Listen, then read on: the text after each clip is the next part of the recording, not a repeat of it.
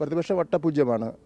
അവർ ഏത് കാര്യത്തിനും ബഹിഷ്കരണമാണ്. ഇപ്പോൾ ഉദാഹരണമായിട്ട് ലോകമെമ്പാടുമുള്ള മലയാളികളുടെ ഒരു സമ്മേളനം. ലോകത്ത് പല പല പല രാജ്യങ്ങളിലും താമസിക്കുന്ന അവരെ സംബന്ധിച്ചിടത്തോളം അവർക്ക് നിരവധി പ്രശ്നങ്ങളുണ്ട്. അവർക്ക് എല്ലാ ദിവസവും ഓടി ഓടി വന്ന് ഇവിടെ വരുന്നതിന് വേണ്ടി കഴിയില്ല. അപ്പോൾ അത്തരം കാര്യങ്ങൾ പരിഹാരം കാണുന്നതിന് വേണ്ടി എല്ലാ വർഷവും കേരള സഭ ചേരുന്നുണ്ടല്ലോ. അതിൽ പോലും പിന്തുണയ്ക്കാതെ ബഹിഷ്കരിക്കുന്ന സമീപനമാണ് പ്രതിപക്ഷം സ്വീകരിച്ചിട്ടുള്ളത്. പ്രതിപക്ഷം എല്ലാ വികസന പ്രവർത്തനങ്ങളെയും ബഹിഷ്കരിക്കുന്ന സമീപനമാണ് സ്വീകരിച്ചിട്ടുള്ളത്. അവർക്ക് എന്താണ് ഈ അവസരത്തിൽ ചെയ്യേണ്ടതെന്ന് സംബന്ധിച്ചിടത്തോളം ഒരു ആശങ്കയിലും ഉത്കണ്ഠയിലുമാണ് അവർ നിൽക്കുന്നത്.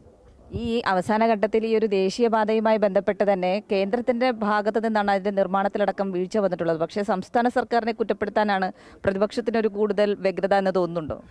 ആർക്കാണ് അറിഞ്ഞുകൂടാത്തത്? കേരളം പോലുള്ള ഒരു സംസ്ഥാനത്ത് നാഷണൽ ഹൈവേ ചെയ്യുന്ന ആരാണെന്നും അതിൻ്റെ എസ്റ്റിമേറ്റ് തയ്യാറാക്കുന്ന ആരാണെന്നും ടെൻഡർ ചെയ്ത് കൊടുക്കുന്ന ആരാണെന്നും ആർക്കാണ് അറിയാത്തത്? ഇത് കേന്ദ്ര ഗവൺമെൻറ്റിൻ്റെ പൂർണ്ണമായ ഉത്തരവാദിത്വത്തിൽപ്പെട്ട സംഗതിയാണ്. അപ്പോൾ അതുകൊണ്ട് കേന്ദ്ര ഗവൺമെൻറ് ഇതിനെ സംബന്ധിച്ചിടത്തോളം ഒരു അന്വേഷണം നടത്തി കുറ്റക്കാരായിട്ടുള്ളവരെ നടപടി സ്വീകരിക്കണം.